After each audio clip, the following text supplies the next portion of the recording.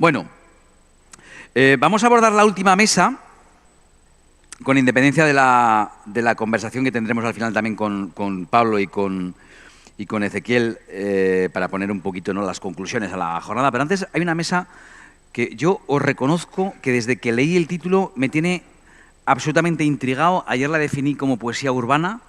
No sé quién puso este título, pero realmente es complejo. Y lleva por título Debatiendo sobre la adopción de tecnologías digitales que aumentan la comprensión de la complejidad. Como veis, tampoco nos hemos dejado nada fuera del título. No es precisamente un claim o un eslogan, sino que ya ahí decimos de qué va esto. Y está muy bien que sea una de las últimas mesas de la jornada. Me enrollo un poco en lo que les pone en el micro y así comparto con vosotros algunas de las cuestiones que yo mismo me he planteado, ¿no? Porque en realidad durante toda la jornada de hoy, durante toda la jornada de ayer, acércate, así ya me ayudas a poner la mesa. Vente aquí conmigo. Sí, vente aquí conmigo. Con nosotros está Carlos Quasials, Industry 4.0 Manager de Integral Innovation, expert de 9 altitudes, que yo creo, Carlos, que tú eres uno de los padrinos de este título, ¿no?, de la complejidad. Y estaba contando, estaba improvisando un poco algunas de mis inquietudes, ¿no? En realidad, durante toda la jornada de ayer y durante toda la jornada de hoy, en realidad de lo que estamos hablando es de esto, ¿no?, de hacer comprensible la complejidad, de entender que las tomas de decisiones son cada vez más complejas, que cada vez intervienen más factores, que cada vez hay tecnología más compleja y que, por lo tanto, como estamos ante una realidad que es enormemente compleja, acercarnos a esa realidad para entenderla y para tomar decisiones es cada vez más complejo. Van por ahí los tiros, ¿no? ¿Y por qué no te han puesto el micro? ¿No te han abierto el...? Técnico todavía está. Ahora. Y con una salvedad, que es que hay que hacerlo con velocity, además. Y sabes que velocity no es lo mismo que speed. Que las prisas son malas consejeras y de los malos toreros. También nos acompaña Pascual Guiu. ¿Lo he dicho bien? Casi, Guiu. Encantado. Pascual, Chief Information Officer de Cefa. Por tanto, bueno, ya estáis viendo ahí los otros dos intervinientes que enseguida nos acompañarán aquí también en la mesa, que son Jordi Saúl, Chief Innovation and Technology Officer de Comexi, y Jorge Álvarez, CEO de Muntec. Mientras se incorporan, vamos hincándole el diente a esto de la complejidad. A ver, hay una parte, entiendo, Pascual, quizá una parte un poco más intuitiva, ¿no?, para un lego en la materia como soy yo. Se incorpora Jordi Saúl. Bienvenido, Jordi. Pues nada, nos apretamos aquí porque va a haber que hacerle hueco al cuarto de los compañeros. Se hace cama, es sofá-cama. ¿Esto es sofá-cama? ¿Has visto? Haber avisado, porque no nos lo han dicho antes, habiéndonos levantado como nos hemos levantado de media a las 7, alguno habría dado buen uso. Bueno, decía yo, ya fuera de este tono de broma, que de una manera intuitiva pues podemos entender lo que yo decía ahora, ¿no? Estamos en un mundo cada vez más complejo, un mundo cambiante, donde por lo tanto aquí lo que realmente tenemos que intentar abordar es cómo estar preparados para un mundo que cambia. Aquí mismo te puedes incorporar. Bienvenido. Muchas gracias. ¿Cómo estás? Muy bien. Pues ahí está con nosotros Jorge Álvarez, CEO de Muntec. Ya tenemos la mesa puesta del todo.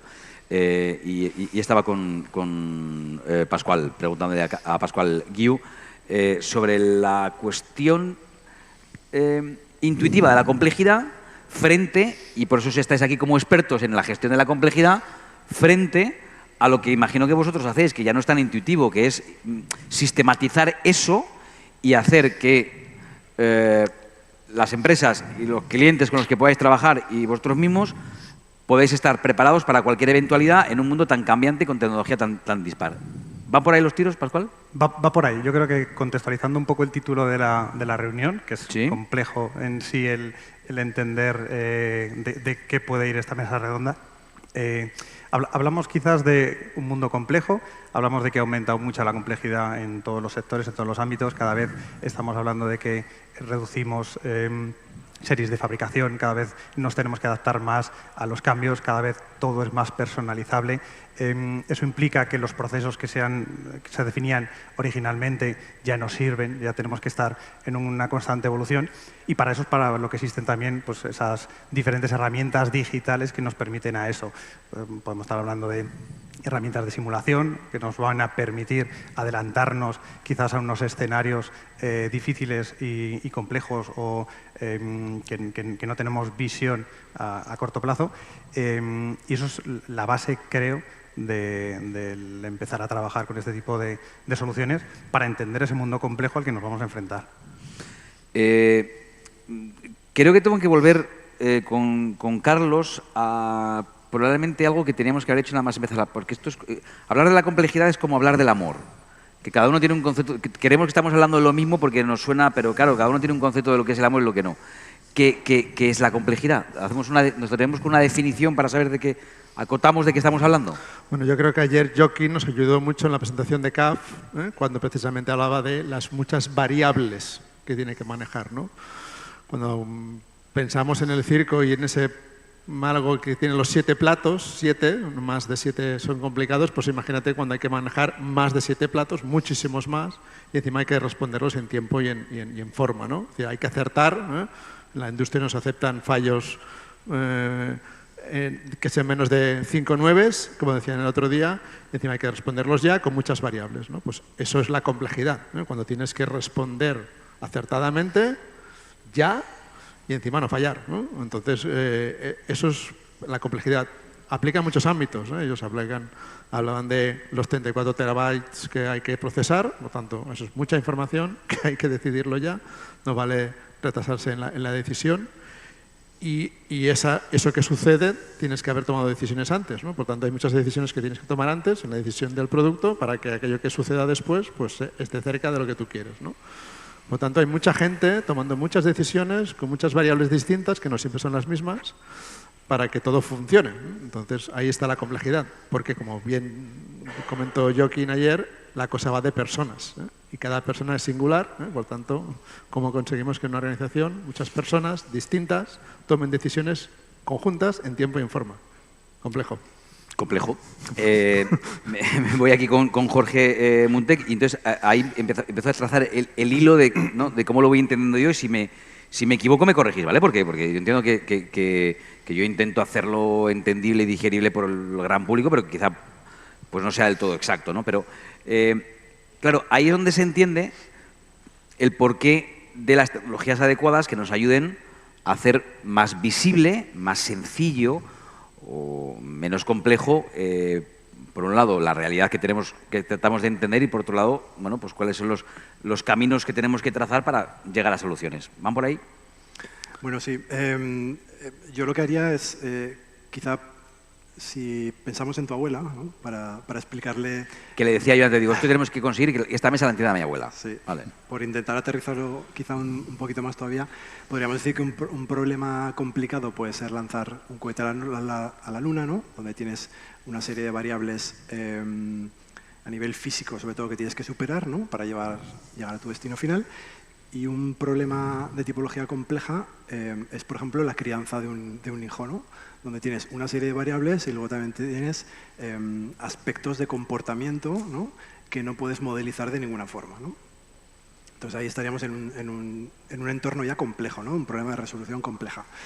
Si profundizamos dentro, por ejemplo, de lo que hacemos en Munte, que hacemos implantación de robótica móvil, pues ahí, ¿qué es lo que sucede? Que tenemos una serie de variables que podemos controlar, como pueden ser, bueno, pues la gestión de los tráficos o la coordinación propia de los robots, pero luego se nos queda todo lo que es el aspecto, la componente humana, que es cómo lidiamos con los operarios de las fábricas, ¿no? Es decir, al final ven un rechazo en una tecnología nueva y tienes que ser capaz, ¿no? De que ellos colaboren en ese proceso de implantación, ¿no? Entonces ahí podríamos estar hablando ya de un entorno o de un problema complejo. Y esa natural resistencia al cambio que siempre aparece. Absolutamente. Cuando hablamos de tecnología, y me quedo también con la expresión de la mesa anterior, ¿no? Tenemos que conseguir que la gente, que nuestros clientes, nuestros partners vean la tecnología como un destornillador, que no deja de ser tecnología, que una herramienta que me ayuda a solventar problemas. y aquí le quiero preguntar a Jordi, Comexi. Claro, aquí la cuestión en entornos complejos, ante realidades complejas, aquí la decisión al final va de tomar decisiones, de apoyarte de las herramientas adecuadas para resolver problemas y tomar decisiones. Y el tema se me va complicando, ¿no? Porque claro, yo ahora una puerta que abro es, bueno, pues mira, una manera de tomar decisiones complejas es con aptitudes aumentadas, con herramientas, con inteligencia artificial o con robots, con máquinas, con análisis de datos que me ayuden a tomar decisiones que yo no podría, así como en la agricultura antes, sino que ahora las puedo tomar con datos, es decir, decisiones tomadas todavía no voy ahí con inteligencia artificial, pero sí decisiones que podemos tomar con operarios aumentados. ¿Van por ahí los tiros? Sí, realmente, pues estas herramientas digitales, pues es como una capacidad extendida que tiene el operario, ¿no? Lo primero que diría es, hay que tener muy en cuenta la calidad de los datos. Esto no es trivial. Nosotros nos hemos peleado muchísimo porque datos hay un montón, esparcidos por toda la empresa, pero realmente qué dato es bueno y qué datos se utiliza, ¿no? Aquí nos ha ayudado mucho el concepto del Unique Source of Truth, ¿no? Es decir, tener un dato que sea verificado, que esté dentro de los controles de calidad de la empresa. Siempre tenemos unos controles de calidad para todo, menos para la generación y tratamiento de datos, ¿no? Y una vez tú tienes un dato bueno, lo puedes analizar y puedes trabajar con este dato, ¿no?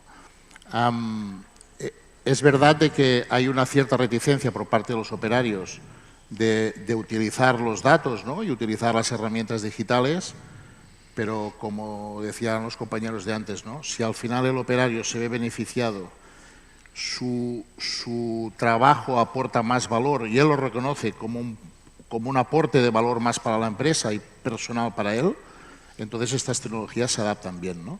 Si el operario lo que hace es identificar que mira, esta es tu competencia, es por donde no vamos bien, ¿no? Hay una reticencia, pero sobre todo muchas veces se han desmontado sistemas porque los datos no eran buenos y al final has tenido que dar la razón al operario, ¿no? Y luego hay otra cosa aquí, ¿no?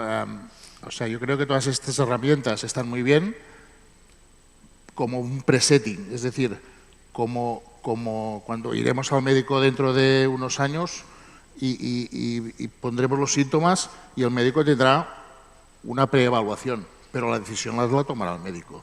En las máquinas pasa lo mismo. Ahora estamos en un periodo aún de que todas estas herramientas te tienen que dar una preevaluación, una recomendación, pero la decisión final aún la tiene que tomar el operario, nos guste o no. Y aquí es cuando también el operario, sus skills también tienen que ser y favorecer y complementar las herramientas digitales, ¿no? O sea, es un sistema híbrido, ¿no? Al final. Pero fíjate, has empleado el adverbio de tiempo todavía. Todavía. Entonces, atisbo en lo que has dicho que sí que ves un futuro no muy lejano donde esa toma de decisiones, no siempre, pero en muchas ocasiones no necesite de la intervención de la mano humana. En algunos casos pasará. No en todos los campos, pero más y más irá pasando, ¿no? Pero ahora estamos en un momento de preevaluación o preaconsejamiento que luego el operario tiene que ratificar, el operario o quien tome la decisión, ¿eh? O el médico o el conductor o piloto del avión, ¿eh? Oye, de nuevo con Pascual, acabo esta primera ronda y luego ya hablamos de lo que queráis y me enseñáis vosotros a mí, ya dejo de guiar yo porque esto es realmente complejo, ¿no? La importancia de los datos, la calidad de los datos, también lo contaban en el de ayer, la capacidad para gestionar, o sea, para analizar un montón de datos, de ahí obtener información, ¿no? Esto cuando lo aterrizáis en cada una de vuestras empresas o cuando se lo contáis a empresas con las que trabajáis, ¿esto no suena un poco a ciencia ficción? O sea, ¿en qué punto estamos? Porque yo os oigo hablar y digo, ¡jo, qué bien suena! Y de verdad, está guay, pero claro, hay una primera dificultad que creo que muchas empresas ni siquiera han dado el paso todavía de resolver, que es captar buena calidad de datos y tener capacidad para analizar todos esos datos y tener a partir de ahí información que luego nos ayude a tomar decisiones. ¿La realidad frente a vuestra esta entelequia? A ver, Lo primero habría que responder a la pregunta de cómo se plantea o cómo responden las direcciones y las compañías cuando empiezas a hablar de este tipo de tecnologías, cuando empiezas a hablar en general de tecnología aplicada a la industria. Hay que decir que el momento, el sector, el entorno ha favorecido mucho porque todo está empujando hacia ese punto de transformación, hacia la tecnología, hacia que o te digitalizas o no llegas a nada. Entonces, todas las cúpulas directivas están como muy predispuestos a todo esto. A partir de ahí ya empiezas a incorporar tecnología, empiezas a captar datos y, por supuesto, que la gran mayoría de los datos no son válidos, pero ocurre incluso con las informaciones financieras con las que trabajas hasta ahora y ocurre con las informaciones logísticas con las que trabajas hasta ahora. El que el 100% de los datos no sea válido no quiere decir que no sean operables o que no se pueda utilizar como una base para empezar a desarrollar. A partir de ahí, una vez que empiezas a captar un mayor volumen de datos, empiezas a tener una visión más global de lo que ocurre en tu entorno. Y las decisiones que se van a tomar igualmente quizás tienen un mayor peso porque están más respaldadas con más información. Pero vuelvo a insistir que ni el 100% de los datos son válidos, ni tienes el 100% de la información, porque hay mucha eventualidad. Estamos yendo hacia un camino en el que hay muchos más datos y es más confiable, pero es un camino que estamos recorriendo. Y en ese sentido, Sergio, te voy a coger la provocación, porque es un provocador. ¿Es ciencia ficción? La respuesta es que sí. Primero porque es ciencia. Como dice Jordi, las decisiones que se tienen que tomar tienen que estar basadas en evidencias. Por tanto, aquí no decidimos con el estómago, no decidimos con lo que vemos. Y el tema es lo que vemos. ¿Cuánto dinero tienes en el banco? Ya te lo digo yo. El mapa de píxeles que te va a aparecer en la pantalla de tu aplicación móvil. Si ese cero que apareciera ahí no coincidiera con los que tú tienes un problema. Pero ¿quién manda? La ficción que ves en la pantalla. Entonces esto es ciencia ficción. Primero porque se supone que ese cero está bien calculado y si lo que tú estás viendo no coincide con la realidad, ¿y qué es la realidad? La pantalla. Entonces sí, claro que va de ciencia ficción, evidentemente. Entonces estas decisiones que hay que tomar se toman con lo que vamos a ver en la pantalla. Entonces vamos a vivir en una cierta distopía de, oye, la realidad dice esto, pero los datos dicen esto. ¿Quién va a mandar? Hasta ahora estaba claro. Lo que vemos es lo que es, y eso es lo que manda. Cuando estamos digitalizando, pues vamos a tomar decisiones, y esto va a tomar decisiones. La complejidad era que las decisiones antes las tomábamos uno frente al otro. Oye, yo opino esto, tú opinas esto, vamos a la realidad y juzgamos. El juez necesita evidencias, ¿no? Cuando ahora todo lo hemos pasado a una pantalla, ¿quién manda? ¿A qué vas a hacer caso? ¿A lo que te cuento, a lo que ves? Claro, lo que pasa es que, mira, justo estos días, quizá a alguno de vosotros también le haya salido en las redes sociales, me aparecía, el algoritmo debió pensar que para mí era interesante, una imagen desde diferentes perspectivas que decía, tu perspectiva de la realidad, tu perspectiva no determina la realidad, ¿no? En función de desde qué punto observes y cuáles sean tus prejuicios, etcétera, pues la realidad es una o es otra, con lo cual meter un poco de ciencia en eso de la observación no está mal. Tú al principio, Carlos, mencionabas una cosa y ahora me gustaría que te extendieras un pelín explicándonos por qué le das esa importancia. Hemos contado cosas que yo definía casi como ciencia ficción, pero que no son nada nuevo, y tú decías, no, es que ahora la novedad está en la velocidad, en el velocity, en que no solamente hay que tener claro que es un mundo complejo y que tenemos que tomar decisiones que nos ayuden a verlo de manera más sencilla y a simplificar los procesos, sino que tenemos que hacerlo a la velocidad adecuada. Esa es la novedad. Claro, porque esto lo aprendió un alumno mío que me dijo, todo esto tiene que ver porque los datos se mueven a la velocidad de la luz. Le dije, claro. Entonces, si los datos se mueven a la velocidad de la luz, tú tienes que tomar decisiones igual de rápido. El dato lo tienes ya. Antes tenías que ir a buscar el dato. Yo me acuerdo que trabajaba en un sitio donde el proyectista tenía que desplazarse para ir a buscar el plano en papel de referencia sobre el cual tenía una decisión. Por el camino se le podían ocurrir cosas. Ahora hace clic y le aparece, gracias a las herramientas digitales. Por lo tanto, no tienes mucho tiempo que pensar. Solo tienes que casi que decidir. Jordi apuntaba, ¿no? Es decir, los sistemas te van a dar di que sí. Los brokers, ¿cuánto deciden los brokers en el mundo financiero? Deciden sí, no, pero no han perdido tiempo. Entonces, claro, todo va de velocidad. Estas decisiones que antes teníamos que negociar, consensuar, entender perspectivas. Ahora las tenemos en un sistema digital que es el mantra, ¿no? Venga, abro una cuestión que yo me planteaba también preparando esta mesa y luego ya en el capítulo final pues me contáis cada uno lo que queráis, esa frase que tenéis en la cabeza para compartir, pues abrimos una ronda final. Pero pregunta que abro para que me responda cualquiera, Carlos, Jordi, Pascual o Jorge. Mirad, cuando yo estudiaba, yo estudié primero Sociología en Salamanca y luego Comunicación Audiovisual. Cuando yo estudiaba Sociología tenía una profesora en técnicas cualitativas de investigación social que nos explicaba un concepto que yo tardé años en, bueno, creo que no lo he entendido, que es la negentropía, que venía del ámbito de la economía, bla, bla, bla. Bueno, de la física aplicada a sistemas y de ahí a la economía social, y ella lo aplicó a Sociología. Y a mí me ha servido mucho para mi trabajo en el mundo del periodismo, sin entenderlo más que intuitivamente.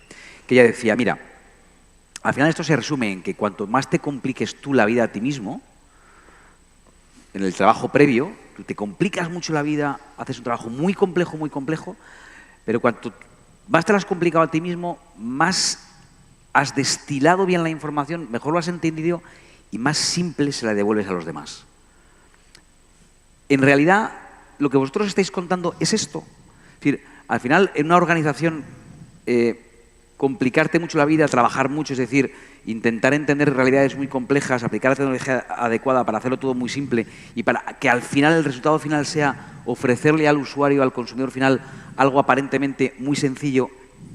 ¿De esto va gestionar la complejidad? ¿O se me ha ido a mí la olla, que también puede ser?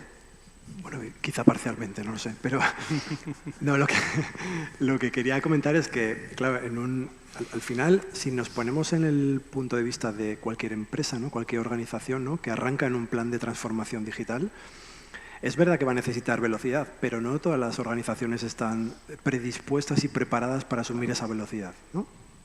Entonces, ¿cómo lo plantearía? Hilando un poquito también con la mesa anterior. Si una organización, por ejemplo, a día de hoy no tiene un ERP del cual pueda extraer datos, que se ponga a hacerlo, que se ponga a implantarlo, ¿no? Si esa organización ya tiene un ERP y fabrica algo, pues seguramente necesitará un sistema de manufactura, ¿no? Para tener mejor control de los datos del proceso productivo. Y seguramente luego podrá ir creciendo hacia un entorno más pues, de analizar cualquier tipo de KPIs, ¿no? Y no hablamos de los múltiples sistemas de business intelligence que hay, ¿no? Pero una vez que haya extraído el máximo de cada uno de estos sistemas, será cuando la organización pueda dar el siguiente paso, podrá crecer. Y podrá crecer hacia múltiples aristas dentro de su organización, ¿no? Podrá decidir robotizar algo, podrá decidir, digamos, profundizar en aspectos de ciberseguridad, o las múltiples variables que se han mencionado anteriormente, inteligencia artificial, etcétera, etcétera. Pero lo importante, desde mi punto de vista, es empezar a andar, ¿no? Y empezando a andar es como vas construyendo el camino de qué es lo que vas a necesitar en el siguiente paso de tu organización, ¿no? Yo lo dejaría ahí. Pues empezar a andar. Venga, ya me apunto una primera frase de conclusiones. Jordi, ¿con qué quieres terminar? ¿Qué última reflexión quieres aportar? No, a ver, que estamos en un ambiente que las empresas tenemos que explotar el negocio y explorar el futuro. El futuro no sabemos por dónde anda, es bastante complejo. Yo creo que hay un tema que no nos da tiempo hoy, pero que creo que sí que las herramientas digitales nos pueden ayudar hasta cierto punto, que es la gestión del conocimiento. Y ligado a la gestión del conocimiento, la retención del talento, es decir, todas las empresas industriales estamos hoy compitiendo por el talento. El conocimiento de las empresas, hoy en día mayoritariamente, cuando una persona se jubila y lleva 30 años, se lleva mucha parte de conocimiento, aún no somos capaces de absorber este conocimiento. Hay una rotación de personal, etc. Y yo precisamente pienso que de caras adentro de una empresa, herramientas que te puedan gestionar este conocimiento, está muy bien, ¿no? Nosotros hemos vivido varias migraciones. A veces hemos utilizado la adopción de un ERP o la adopción de un PLM para cambiar cosas internas. O sea, hemos tenido que forzar un poco el cambio a través de cambiar una herramienta. Hemos aprovechado, ¿no?, que se tiene que hacer y se tiene que hacer y tienes que pasar por el tubo. A veces, ¿no?, nos ha servido para esta herramienta del cambio. Y nada, ¿no?, como decía alguien, ¿no?, pues al final lo que puedas ser razonable o tener un razonamiento lo van a hacer las máquinas, que los humanos nos van a quedar pues las emociones, ¿no? Yo diría que nos van a quedar algunas cosas más, pero vamos en este camino y en este camino tenemos que ir. Pascual, una última idea. Pues yo igual por cambiar un poco el concepto de esta mesa redonda, hablábamos de complejidad, pero yo siempre pienso que el mundo es complejo, será complejo y ha sido siempre complejo, o sea que eso no cambia. Yo pienso más en la palabra incertidumbre, porque eso es lo que llevamos viviendo durante tiempo y creo que eso es el cambio más sustancial. Y si no, ¿quién nos iba a decir 5 años atrás que íbamos a vivir una pandemia, guerras por todos los lados y que el cambio del paradigma empresarial iba a cambiar tanto? Nada de esto estaba en ningún plan estratégico de ninguna empresa. Entonces creo que para afrontar esa incertidumbre, ese mundo incierto, lo que tienes que estar es preparado a nivel de formación, a nivel de capacidades, a nivel de habilidades y sobre todo a nivel social. Un poco ese papel y ese valor que tenemos los humanos y que no tienen las máquinas y que creo que es algo que de momento va a ser muy difícil de sustituir. Entonces, el dar un mayor valor a la parte más humana de las personas creo que es clave para el futuro, porque la tecnología viene, va a arrasar, se va a implantar en todos los sitios, en todos los ámbitos, entonces va a ser un colaborador necesario, pero hay algo que no va a poder reemplazar y es la humanidad, y es los sentimientos y la capacidad del ser humano de equivocarse, de llorar y de hacer ciertas actuaciones. Carlos. Bueno, yo soy un fiel creyente de la tecnología, como que la que es capaz de facilitar, aumentar esa capacidad del humano, ¿no? Primero pues se inventó la rueda para ir más rápido, luego se inventó la máquina de vapor para que esa rueda aún fuera más rápido, y ahora le ponemos software al coche para que aún vaya muchísimo más rápido, ¿no? Por tanto, la tecnología llega para quedarse y tenemos que saber aprender, lamentablemente, seguramente, más rápido que nunca la adopción de la tecnología, porque eso es lo que nos permite ser más superhombres, ¿no? Ese debate que hay ahora de si la IA superhombre tal y tal, pues bueno, ha venido para quedarse y por lo tanto, bueno, como apunta muy bien Jorge, estoy de acuerdo, se trata de empezar a moverse, ¿no? A lo mejor chocaremos más, esperemos que no, pero la tecnología ha venido para ayudarnos, ¿no? Por lo tanto, bienvenida sea. Bueno, la tecnología ha venido para quedarse. Yo sé que algunos de vosotros veníais preparados para hablar de data lakes, del cloud computing, del SaaS, de IaaS, veníais a hablar de simplificar las organizaciones, de la observabilidad del dato. A mí me parecía más interesante, Carlos, que nos ayudarais a entender de qué va esto de entender que hay que estar preparado para la complejidad. Algo he entendido. Bueno. Así que espero que mi abuela también.